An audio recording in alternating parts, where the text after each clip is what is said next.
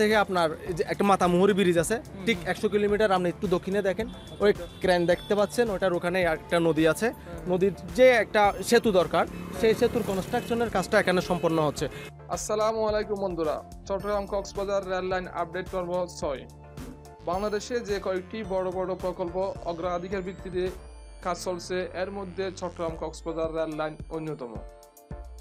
Rail line নির্মাণের মূল কাজ 2000 থেকে শুরু হয়ে সাতকানিয়া, লোহাগাড়া, চকরিয়া, রামু হয়ে কক্সবাজার পর্যন্ত বিস্তৃত। 2022 সাল কাজের শেষ লক্ষ্যমাত্রা ঠিক রেখে বিরামহীন এই নির্মাণ কাজ চলছে।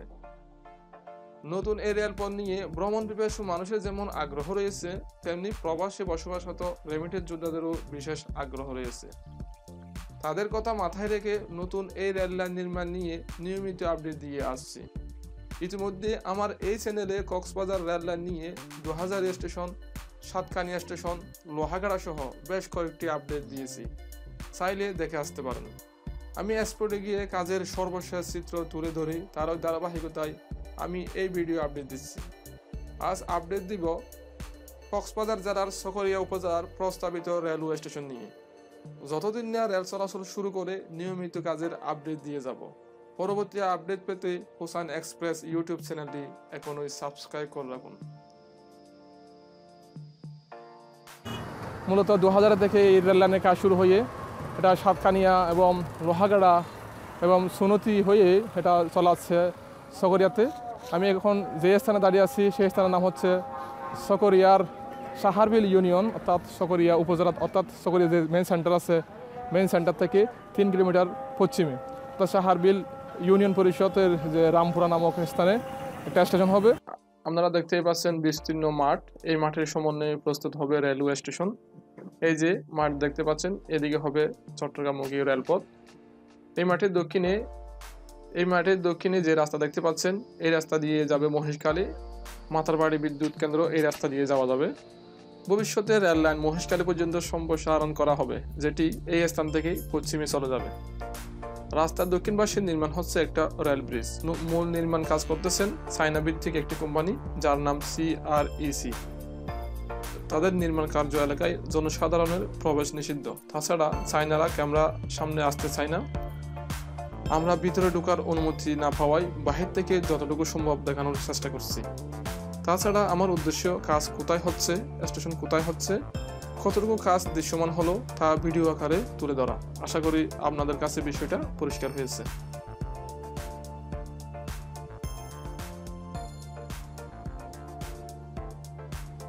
কনস্ট্রাকশন কাজ চলতেছে। এদিকে হবে একটা ব্রিজ, আর এটা ব্রিজ হবে কোন নদীর উপর সেটা আমি জানি না, কিন্তু এখানে চায়না কর্তৃক এটা নির্মিত হচ্ছে, কারণ এখানে অনুমতি ছাড়া এখানে প্রবেশ করা নিষেধ। তো এখন আমরা অনুমতি পাই না, সেজন্য আমরা ভিতরে প্রবেশ করতে পারছি না। তো তবুও আমি এই এলাকার নাম এবং এলাকা কোথায় অবস্থিত সেটা আমি জানবো। আমার এক বন্ধু আছে মিরাজ, তো ওনার বাড়ি হচ্ছে এখানে। তো মিরাজ, ওনার বাড়ি হচ্ছে এখানে, তো এই স্থানের নামটা কি? আমার বাড়ি চকরিয়া উপজেলার সাহারবিল ইউনিয়নের মাইজগুনা, আর এটা চকরিয়া উপজেলার সাহারবিল ইউনিয়নের যে ইউনিয়ন পরিষদের সদর দপ্তর, যে ইউনিয়ন পরিষদের সদর দপ্তর অবস্থিত এখানে, এই জন্য এই এলাকার নামকরণ করা হয়েছে পরিষদ প্লাস চকরিয়া সিরিঙ্গা স্টেশন। আর এদিকে বদারখালী স্টেশন হচ্ছে আপনার 15 কিলোমিটার দূরে। দ্যাট মিনস বদারখালী এবং চকরিয়ার যে হাইওয়েটা কেবি জালালউদ্দিন সড়কের এই পরিষদটা অবস্থিত, পরিষদ নামক জায়গা। আমি আগে বলেছি পরিষদ নামকরণ কোথা থেকে হয়েছে। এখান থেকে আপনার একটা মাতামুহুরি ব্রিজ আছে ঠিক 100 কিলোমিটার। আপনি একটু দক্ষিণে দেখেন ওই ক্রেন দেখতে পাচ্ছেন, ওটার ওখানে একটা নদী আছে। নদীর যে একটা সেতু দরকার, সেই সেতুর কনস্ট্রাকশনের কাজটা এখানে সম্পন্ন হচ্ছে। আর আপনি যদি এদিকে দেখেন, এদিকে দেখবেন একটা স্টেশন, দ্যাট মিনস চকরিয়ার মেন স্টেশনটা এখানে, আর ওই মাতামুহুরি ব্রিজ এখানে অবস্থিত। এই রেলওয়ে যে ব্রিজটা, ওই ব্রিজটার কনস্ট্রাকশন আন্ডার কনস্ট্রাকশন এখন রয়েছে। ওখানে যেহেতু আপনি দেখতে পাচ্ছেন পারমিশন নাই যে আমাদের এন্টার করার, আমরা যেতে পারতেছি না সেখানে। প্রপার অথরিটিও না যে পারমিশন নিয়ে এখানে যাব। এখানে দেখতে পাচ্ছি এখানে কার যে সিকিউরিটি গার্ডরা আছে, তো আমরা ওনাদের কাছ থেকে পারমিশন নিতে চাইছিলাম, কিন্তু পারমিশন পাই নাই। কিন্তু তাদের ঊর্ধ্বতন কর্তৃপক্ষ নাকি নিষেধ আছে। তো আমরা এখানে মূলত চকরিয়াতে যে রেল লাইনে কাজ চলতেছে, সেই রেল লাইনের কাজের অগ্রগতি দেখানোর জন্য এখানে আসলাম।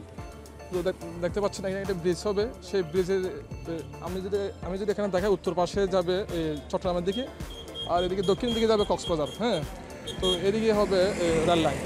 আর এটা হচ্ছে রামপুর নামক এক স্থান। আসলে আমরা যখন এখানে ভিডিও করতে আসছি তখন উৎসুক জনতা ভিড় হয়ে গেছে, সেই জন্য আমরা একটু দূরে চলে আসলাম। তো আমি রাস্তার এই পাশে যদি দেখাই, এইদিকেও কাজের অগ্রগতি দেখতে পাচ্ছি। তো দেখতে পাচ্ছেন এখানে কাজ চলতেছে। তো বন্ধুরা, এই পর্যন্ত আমার এই ভিডিওটি যদি ভালো লাগে তাকে লাইক কমেন্ট এবং শেয়ার করবেন। আর যদি কোনো মন্তব্য থাকে কমেন্ট বক্সে জানাবেন। আর যদি নতুন হয়ে থাকেন আমার চ্যানেলটি সাবস্ক্রাইব করবেন। এভাবে আমি চট্টগ্রাম থেকে কক্সবাজার পর্যন্ত যে রেল লাইনের ভিডিও দিব এবং তথ্য দিব, কোন রেলপথ কোন এলাকা দিয়ে গেছে এবং অন দ্য স্পটে গিয়ে আমি ভিডিও দেওয়ার চেষ্টা করব। ধন্যবাদ, সাথে থাকুন। আসসালামু আলাইকুম। দুলাবালি দিকে ফসলি জমি নষ্ট হচ্ছে বলে অনেকে সমালোচনা করতেছে। আসলে সব কাজে সমালোচনা এবং পজিটিভ কিছু দিক থাকে।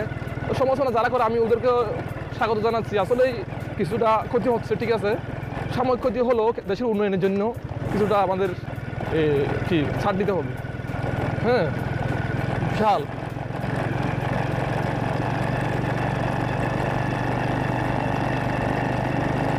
আপনারা দেখতে থাকুন যে রেল লাইনের কার্যক্রম।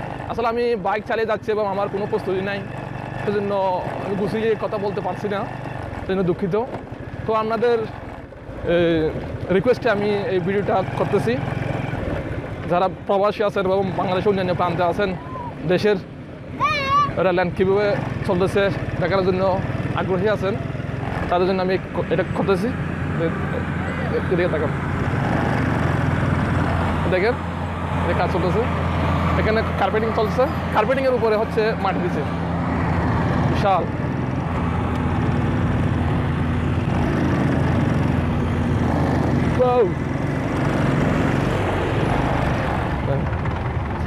অর্থাৎ প্রায় জায়গায় ওদের কার্যক্রম চলতেছে।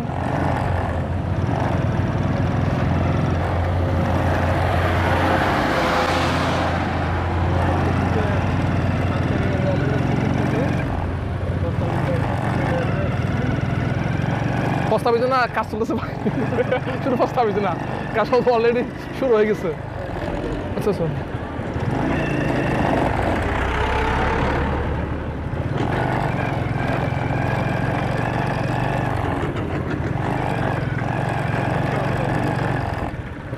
আমরা কোথায় যাবো, কোন দিকে যাবো দেখি না, আমরা কতটুকু আল্লাহফুল, বি কেয়ারফুল, সামনে ইলেকশন, বি কেয়ারফুল।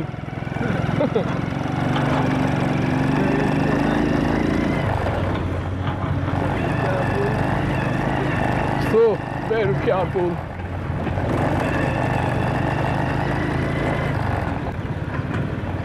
হ্যালো জনগণ, আপনারা রেলওয়ের পাশের কি অধিবাসী হচ্ছেন, আপনারা কিছুটা কি বলে দুর্ভোগের শিকার হবেন, কারণ রেলওয়ের পাশে এলাকাগুলো খুব, ভূমিগুলো কি বলে মূল্যহীন হয়ে যায়। আমরা দূরের থেকে এসে যত উপভোগ করবো কিনা উপভোগ করলো, কিন্তু আশেপাশের মানুষগুলো খুব দুঃখে থাকবে। রাত বিরাতে রেল চলবে এবং আশেপাশের জায়গাগুলো দাম কমে যাবে, সেটা হচ্ছে আশেপাশের মানুষের জন্য দুর্ভাগ্য। আর অনেকের ভূমি অধিগ্রহণের ফলে তাদের শখের ভূমিটা হারাতে হয়েছে এবং ঘরটা হারাতে হয়েছে, যদিও বা সরকার ন্যায্য মূল্য দিয়েছে। এদিকে একটু তাকান, আসলে রেলও কার্যক্রম শুধু এক জায়গায় কাজ চলতেছে সেটা না। আমি এখন প্রায় 3-4 কিলোমিটার বাইক চালিয়ে আসলাম, সবখানে এরকম কাজের অগ্রগতি। হ্যাঁ, তাদের যে প্রস্তাবিত, তাদের যে নির্ধারিত 2022 সাল, সেই 22 সালের মধ্যে হয়ে যাবে আমি আশা করি।